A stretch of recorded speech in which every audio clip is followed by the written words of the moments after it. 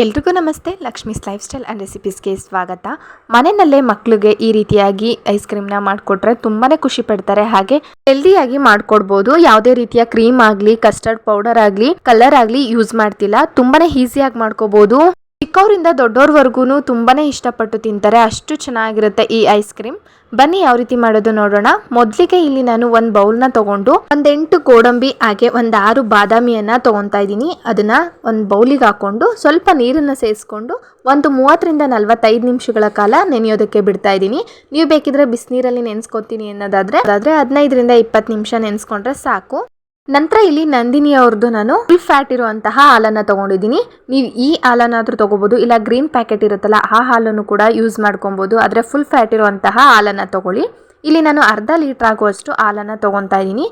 ನಂತರ ಒಂದು ಪಾತ್ರೆ ಇಟ್ಕೊಂಡು ಹಾಲನ್ನು ಆ ಪಾತ್ರೆಗೆ ಸೇರಿಸ್ಕೊತಾ ಇದ್ದೀನಿ. ಆದಷ್ಟು ಅಗಲವಾಗಿರುವಂತಹ ಪಾತ್ರೆಯನ್ನು ತೊಗೊಳ್ಳಿ. ನಂತರ ಸ್ಟವ್ ಆನ್ ಮಾಡಿಕೊಂಡು ಹಾಲಿನ ಪಾತ್ರೆನ ಇಟ್ಕೊಂಡು ಚೆನ್ನಾಗಿ ಕುದಿಸ್ಕೊಬೇಕು. ಎಲ್ಲಿವರೆಗೂ ಚೆನ್ನಾಗಿ ಕುದಿಸ್ಕೊಬೇಕು ಅಂತ ಅಂದ್ರೆ, ಹಾಲು ಅರ್ಧ ಲೀಟ್ರ್ ತಗೊಂಡಿದೀವಲ್ಲ ಆ ಹಾಲು 1/4 ಲೀಟ್ರ್ ಆಗುವಷ್ಟು ಚೆನ್ನಾಗಿ ಕುದಿಸ್ಕೊಬೇಕು. ಅರ್ಧಕ್ಕರ್ಧ ಹಾಲು ಕಡಿಮೆ ಆಗಬೇಕು. ಅಲ್ಲಿವರೆಗೂ ನಾವು ಹಾಲನ್ನ ಚೆನ್ನಾಗಿ ಕುದಿಸ್ಕೊಬೇಕು. ಅವಾಗವಾಗ ಈ ರೀತಿಯಾಗಿ ಚೆನ್ನಾಗಿ ಮಿಕ್ಸ್ ಮಾಡ್ಕೊತಾ ಇರಬೇಕು. ಕೆಳಗಡೆ ತಳ ಹಿಡಿಯುವಂತಹ ಚಾನ್ಸಸ್ ಇರುತ್ತೆ, ಅದಕ್ಕೋಸ್ಕರ ಈ ರೀತಿ ಮಿಕ್ಸ್ ಮಾಡ್ಕೊತಾ ಇರಬೇಕು. ಹಾಲು ಈ ರೀತಿ ಕುದಿಯೋ ಟೈಮಲ್ಲಿ 2ರಿಂದ 3 ಟೇಬಲ್ ಸ್ಪೂನ್ ಆಗುವಷ್ಟು ಹಾಲನ್ನು ಒಂದು ಬೌಲಿಗೆ ತೊಗೊತಾ ಇದ್ದೀನಿ. 2ರಿಂದ 3 ಟೇಬಲ್ ಸ್ಪೂನ್ ಸಾಕು, ಜಾಸ್ತಿ ಏನು ಬೇಡ.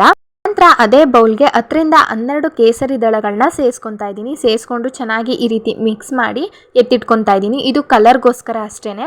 ನಿಮ್ಗೆ ಏನಾದರೂ ಕಲರ್ ಬೇಡ ಅಂತ ಅಂದರೆ ಹಾಗೆ ಸ್ಕಿಪ್ ಮಾಡ್ಕೋಬೋದು. ಅಥವಾ ಏನಾದರೂ ಕೇಸರಿ ಇಲ್ಲ ಅನ್ನೋದಾದರೆ ಸ್ವಲ್ಪ ಒಂದು ಚಿಟಿಕೆ ಆಗೋಷ್ಟು ಅರಿಶಿನ ಕೂಡ ಯೂಸ್ ಮಾಡ್ಕೋಬೋದು. ಅಥವಾ ನೀವು ಫುಡ್ ಕಲರ್ ಯೂಸ್ ಮಾಡ್ತೀವಿ ಅನ್ನೋದಾದರೆ ಫುಡ್ ಕಲರ್ನು ಕೂಡ ಸೇರಿಸ್ಕೊಬೋದು, ಒಂದು ಚಿಟಿಕೆ ಆಗೋಷ್ಟು.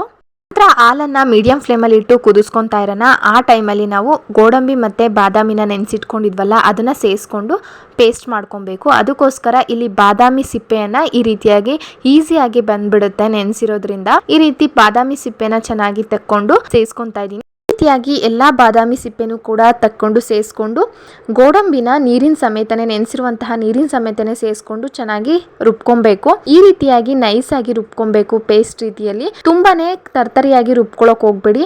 ತುಂಬಾ ಆದಷ್ಟು ಪೇಸ್ಟ್ ಮಾಡ್ಕೊಳ್ಳಿ. ಸ್ವಲ್ಪನೂ ತರ್ತರಿಯಾಗಿರಬಾರ್ದು, ಈ ರೀತಿಯಾಗಿ ಇರಬೇಕು. ಯಾವುದೇ ರೀತಿಯ ಕಸ್ಟರ್ಡ್ ಪೌಡ್ರು ಹಾಗೆ ಕ್ರೀಮನ್ನು ಯೂಸ್ ಮಾಡದೇ ಇರೋ ಕಾರಣ ಈ ರೀತಿಯಾಗಿ ಗೋಡಂಬಿ ಮತ್ತು ಬಾದಾಮಿಯನ್ನು ಸೇರಿಸ್ಕೊಳ್ಳೋದು. ಈ ಕಡೆ ಹಾಲು ಕೂಡ ಚೆನ್ನಾಗಿ ಕಾಯ್ದಿದೆ. 50% ಅಷ್ಟು ಹಾಲು ಕಡಿಮೆ ಆಗಿದೆ.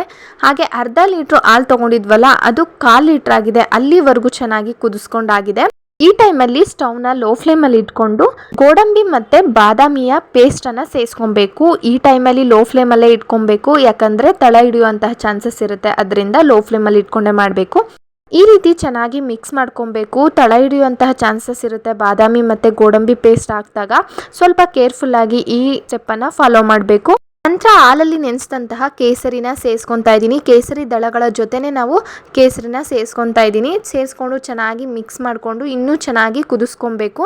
ಎಲ್ಲಿವರೆಗೂ ಕುದಿಸ್ಕೊಬೇಕು ಅಂದರೆ ಈ ಹಾಲು ಮತ್ತೆ ಅರ್ಧ ಆಗುವಷ್ಟು ಹಾಲನ್ನು ಕುದಿಸ್ಕೊಬೇಕು. ಅಂದರೆ ಈ ಹಾಲಲ್ಲಿ ಅರ್ಧ ಹಾಲು ಕಡಿಮೆ ಆಗುವಷ್ಟು ಕುದಿಸ್ಕೊಬೇಕು. ಅಲ್ಲಿವರೆಗೂ ಚೆನ್ನಾಗಿ ಕುದಿಸ್ಕೊಬೇಕು. ಈ ರೀತಿಯಾಗಿ ಸೌಟಿನ ಸಹಾಯದ ಮೂಲಕ ನೀಟಾಗಿ ಆ ಕಡೆ ಈ ಕಡೆ ಹೋಗಿರುವಂತಹ ಕೆನೆನೆಲ್ಲ ತಕ್ಕೊಂತ ಈ ರೀತಿಯಾಗಿ ಮಿಕ್ಸ್ ಮಾಡ್ಕೊಬೇಕು. ತುಂಬಾ ಈಸಿಯಾಗಿ 20ರಿಂದ 30 ನಿಮಿಷಗಳ ಕಾಲದಲ್ಲಿ ನಾವು ಐಸ್ ಕ್ರೀಮ್ನ ರೆಡಿ ಮಾಡ್ಕೋಬೋದು. ಈ ರೀತಿ ಮನೆಯಲ್ಲೇ ಮಾಡ್ಕೊಡೋದ್ರಿಂದ ಮಕ್ಕಳು ಕೂಡ ತುಂಬಾ ಇಷ್ಟಪಟ್ಟು ತಿಂತಾರೆ. ಹಾಗೆ ಯಾವುದೇ ರೀತಿಯ ಪ್ರಿಸರ್ವೇಟಿವ್ಸ್ ಆಗಲಿ, ಪೌಡ್ರ್ ಆಗಲಿ, ಕ್ರೀಮ್ ಆಗಲಿ, ಕಸ್ಟರ್ಡ್ ಪೌಡ್ರ್ ಆಗಲಿ, ಕಲರ್ ಆಗಲಿ ಯೂಸ್ ಮಾಡದೇ ಇರೋ ಕಾರಣ ಹೆಲ್ದಿ ಆಗಿರುತ್ತೆ. ಹಾಗೆ ಕೆಲವೇ ಪದಾರ್ಥಗಳಿಂದ ಮಾಡ್ಕೊಡೋದ್ರಿಂದ ತುಂಬಾ ದುಬಾರಿ ಕೂಡ ಅನಿಸೋದಿಲ್ಲ. ನೋಡಿ ಎಷ್ಟು ಚೆನ್ನಾಗಿ ಕೆನೆಯೆಲ್ಲ ಬಿಟ್ಕೊತ ಚೆನ್ನಾಗಿ ಕುದಿ ಬಂತು. ಹಾಗೆ ಗಟ್ಟಿ ಕೂಡ ಆಗ್ತಿದೆ. ಕ್ರೀಮಿ ಟೆಕ್ಸ್ಚರಲ್ಲಿ, ಅಂದರೆ ಪಾಯಸ ಮಾಡ್ತೀವಲ್ಲ ನಾವು, ಆ ಪಾಯಸ ಟೆಕ್ಸ್ಚರಲ್ಲಿ ಇದು ರೆಡಿ ಆಗ್ತಿದೆ. ನೋಡ್ತಿರ್ಬೋದು ಸ್ವಲ್ಪ ಥಿಕ್ನೆಸ್ ಜಾಸ್ತಿ ಆಗ್ತಿದೆ. ತೋರಿಸಿರುವಂತಹ ಸ್ಟೆಪ್ಪನ್ನೇ ಫಾಲೋ ಮಾಡಿ ಮಾಡ್ಕೊಂತು ಅಂದರೆ ತುಂಬಾ ರುಚಿಯಾಗಿ ಹಾಗೆ ಪರ್ಫೆಕ್ಟಾಗಿ ಬರುತ್ತೆ. ಹಾಲನ್ನು ನಾವು ಫ್ರೆಶ್ ಆಗಿ ತೊಗೊಬೇಕು. ಕಾಯಿಸಿರುವಂತಹ ಹಾಲನ್ನು ತೊಗೋಬಾರ್ದು. ಅದ್ರ ಜೊತೆಗೆ ಹಾಲಿಗೆ ನೀರನ್ನು ಕೂಡ ಹಾಕೋಬಾರ್ದು. ಇವಾಗ ಹಾಲು ಚೆನ್ನಾಗಿ ಕಾಯ್ದಿದೆ, ನೋಡ್ತಿರ್ಬೋದು. ಈ ರೀತಿ ಕನ್ಸಿಸ್ಟೆನ್ಸಿಲಿ, ಈ ರೀತಿ ಟೆಕ್ಸ್ಚರಲ್ಲಿ ನಮಗೆ ಇದ್ರೆ ಸಾಕು. ತುಂಬಾ ಚೆನ್ನಾಗಿ ಬಂದಿದೆ. ಪಾಯಸ ಯಾವ ರೀತಿ ಇರುತ್ತೋ ಆ ರೀತಿಯಾಗಿ ಕಾಣಿಸುತ್ತೆ. ಅಷ್ಟು ಟೆಕ್ಸ್ಚರು ನಮಗೆ ಬರಬೇಕು. ಅಲ್ಲಿವರೆಗೂ ಚೆನ್ನಾಗಿ ಕಾಯಿಸ್ಕೊಂಡಾಗಿದೆ. ಈಗ ಇದನ್ನು ನಾವು ಸ್ಟವ್ ಆಫ್ ಮಾಡಿಕೊಂಡು ಎತ್ತಿಟ್ಕೋಬೇಕಾಗುತ್ತೆ. ಹಾಲು ಈ ಟೆಕ್ಸ್ಚರ್ ಬಂದಾಗಲೇ ನಾವು ಆಫ್ ಮಾಡ್ಕೊಬೇಕು, ನೆನಪಿರಲಿ. ಬೇಗನೆ ಆಫ್ ಮಾಡಿಕೊಂಡ್ರೆ ರುಚಿ ಚೆನ್ನಾಗಿರೋದಿಲ್ಲ. ಈಗ ಈ ಹಾಲನ್ನು ಪೂರ್ತಿಯಾಗಿ ತಣ್ಣಗಾಗೋದಕ್ಕೆ ಬಿಟ್ಬಿಡೋಣ. ಈಗ ನೋಡಿ ಚೆನ್ನಾಗಿ ತಣ್ಣಗಾಗಿದೆ, ಕೆನೆ ಎಲ್ಲ ಕಟ್ಟಿದೆ. ನೋಡಿ ಯಾವ ರೀತಿ ಟೆಕ್ಸ್ಚರ್ ಬಂದಿದೆ ಅಂತ.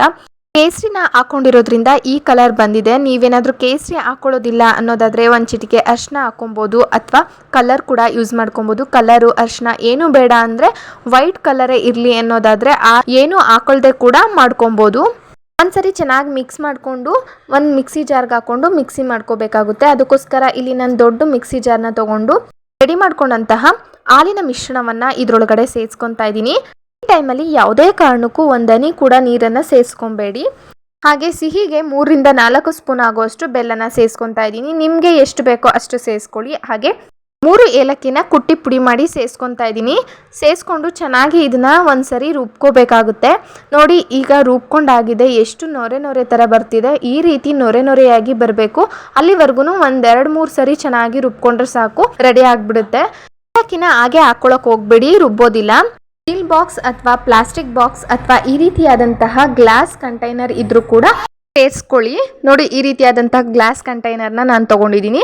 ಇದಕ್ಕೆ ನಾವು ಮಿಶ್ರಣವನ್ನು ರುಬ್ಕೊಂಡಿದ್ವಲ್ಲ, ಆ ಮಿಶ್ರಣವನ್ನು, ಹಾಲಿನ ಮಿಶ್ರಣವನ್ನು ಇದರೊಳಗಡೆ ಸೇರಿಸ್ಕೊತಾ ಇದ್ದೀನಿ. ಸೇರಿಸ್ಕೊಂಡು ನಿಮ್ಗೆ ಇಷ್ಟವಾದಂತಹ ಡ್ರೈ ಫ್ರೂಟ್ಸ್ನ ಕೂಡ ಸೇರಿಸ್ಕೊಬೋದು, ಅಥವಾ ನಮ್ಗೆ ಇಷ್ಟ ಇಲ್ಲ ಅನ್ನೋರು ಸ್ಕಿಪ್ ಮಾಡ್ಕೊಬೋದು. ಇಲ್ಲಿ ದ್ರಾಕ್ಷಿನ ಹಾಗೆ ಹಾಕ್ಕೊತಾ ಇದ್ದೀನಿ. ಹಾಗೆ ಬಾದಾಮಿ ಹಾಗೆ ಪಿಸ್ತಾನ ಸ್ವಲ್ಪ ಕಟ್ ಮಾಡಿ ಸೇರಿಸ್ಕೊತಾ ಇದ್ದೀನಿ. ನೋಡ್ತಿರ್ಬೋದು ಈ ರೀತಿಯಾಗಿ 3 ಥರದ ಡ್ರೈ ಫ್ರೂಟ್ಸನ್ನು ನಾನು ಸೇರಿಸ್ಕೊತಾ ಇದ್ದೀನಿ. ಈ ರೀತಿ ಡ್ರೈ ಫ್ರೂಟ್ಸ್ನ ಕಟ್ ಮಾಡಿ ಸೇರಿಸ್ಕೊಳ್ಳೋದ್ರಿಂದ ಐಸ್ ಕ್ರೀಮ್ ತಿನ್ನಬೇಕಾದ್ರೆ ಬಾಯಲ್ಲಿ ಸಿಕ್ಕಿದಾಗ ತುಂಬಾ ರುಚಿಯಾಗಿರುತ್ತೆ. ಹಾಗೆ ಫ್ಲೇವರ್ ಕೂಡ ಚೆನ್ನಾಗಿರುತ್ತೆ. ಡ್ರೈ ಫ್ರೂಟ್ಸ್ ಇಷ್ಟ ಇಲ್ಲ ಅನ್ನೋರು ಟೂಟಿ ಫ್ರೂಟಿನೂ ಕೂಡ ಸೇರಿಸ್ಕೊಬೋದು. ನಂತರ ಇದ್ರ ಮೇಲ್ಗಡೆ ಫಾಯಿಲ್ ಪೇಪರ್ ಇದ್ದರೆ ಫಾಯಿಲ್ ಪೇಪರ್ನ ಈ ರೀತಿಯಾಗಿ ಮೇಲ್ಗಡೆ ಹಾಕೊಳ್ಳಿ, ಅಥವಾ ಇಲ್ಲ ಅನ್ನೋದಾದರೆ ಹಾಲಿನ ಕವರ್ ಅಥವಾ ಮೊಸರು ಕವರ್ನ ಹಾಕೊಳ್ಳಿ. ಹಾಲಿನ ಕವರ್ ಶಾರ್ಟೇಜ್ ಬರ್ತಿದೆ ಅನ್ನೋ ಕಾರಣಕ್ಕೆ ನಾನಿಲ್ಲಿ ಸಕ್ಕರೆ ಕವರನ್ನು ಹಾಕೊತಾ ಇದ್ದೀನಿ. ಮೇಲ್ಗಡೆ ಸಕ್ಕರೆ ಕವರನ್ನು ಹಾಕೊಂಡು ನಂತರ ಮುಚ್ಚಳವನ್ನು ಟೈಟಾಗಿ ಮುಚ್ಚಬೇಕು. ಈ ರೀತಿ ಮಾಡ್ಕೊಳ್ಳೋದ್ರಿಂದ ಒಳಗಡೆ ಎಲ್ಲ ಐಸ್ ಫಾರ್ಮ್ ಆಗೋದಿಲ್ಲ.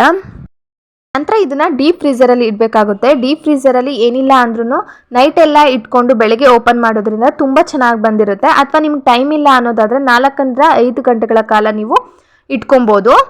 ಇಲ್ಲಿ ರಾತ್ರಿ ಎಲ್ಲ ಡೀಪ್ ಫ್ರೀಸರಲ್ಲಿ ಇಟ್ಟು ಬೆಳಿಗ್ಗೆ ಓಪನ್ ಮಾಡ್ಕೊತಾ ಇದ್ದೀನಿ. ಬನ್ನಿ ಯಾವ ರೀತಿ ಆಗಿದೆ ಅಂತ ನೋಡೋಣ. ನೋಡಿ ಇವಾಗ ಅದ್ರ ಬೆಳಿಗ್ಗೆ ನಾನು ಓಪನ್ ಮಾಡ್ಕೊತಾ ಇದ್ದೀನಿ. ನಿಮ್ಮಿದ್ರೆ ರಾತ್ರಿ ಎಲ್ಲ ಫ್ರೀಸರಲ್ಲಿ ಇಟ್ಕೊಳ್ಳಿ, ತುಂಬ ಚೆನ್ನಾಗಿ ಬಂದಿರುತ್ತೆ. ನೋಡಿ ಮೇಲ್ಗಡೆ ಎಲ್ಲ ಐಸ್ ಫಾರ್ಮ್ ಆಗಿಲ್ಲ, ಕವರ್ ಹಾಕೊಂಡಿರೋದ್ರಿಂದ ನೋಡಿ ತುಂಬಾ ಚೆನ್ನಾಗಿ ಬಂದಿದೆ. ಐಸ್ ಕೂಡ ಫಾರ್ಮ್ ಆಗಿಲ್ಲ. ನೋಡಿ ಎಷ್ಟು ಚೆನ್ನಾಗಿ ಬಂದಿದೆ ಅಂತ. ಈಸಿಯಾಗಿ ನಾನು ಹೇಳಿರುವಂತಹ ಸ್ಟೆಪ್ಗಳನ್ನ ಫಾಲೋ ಮಾಡ್ಕೊಂತು ಅಂದರೆ ತುಂಬ ಚೆನ್ನಾಗಿ ಬರುತ್ತೆ. ಈ ರೀತಿಯಾಗಿ ಮಕ್ಕಳಿಂದ ದೊಡ್ಡೋರ್ವರೆಗೂ ಕೂಡ ತುಂಬಾ ಇಷ್ಟಪಟ್ಟು ತಿಂತಾರೆ. ಅದರಲ್ಲೂ ಈ ಬೇಸಿಗೆಲಂತೂ ಆಚೆಯಿಂದ ಬತ್ತು ಅಂದರೆ ಐಸ್ ಕ್ರೀಮ್ ಅಥವಾ ಕೂಲ್ ಡ್ರಿಂಕ್ಸ್ ಇದ್ದರೆ ತುಂಬಾ ಇಷ್ಟಪಡ್ತಾರೆ ಎಲ್ರೂ. ಒಂದು ರಿಕ್ವೆಸ್ಟು, ಎಲ್ಲ ರೀತಿಯಾದಂತಹ ರೆಸಿಪೀಸ್ಗಳನ್ನ ನನ್ನ ಚಾನಲ್ನಲ್ಲಿ ಅಪ್ಲೋಡ್ ಮಾಡ್ತಿರ್ತೀನಿ. ಅದಕ್ಕೋಸ್ಕರ ನನ್ನ ಚಾನಲ್ನ ಸಬ್ಸ್ಕ್ರೈಬ್ ಮಾಡಿಕೊಂಡು ಪಕ್ಕದಲ್ಲಿರುವಂತಹ ಬೆಲ್ ಐಕಾನನ್ನು ಕ್ಲಿಕ್ ಮಾಡಿ. Thank you for watching. ಹಾಗೆ ವಿಡಿಯೋ ಇಷ್ಟ ಆದರೆ ಲೈಕ್ ಮಾಡಿ.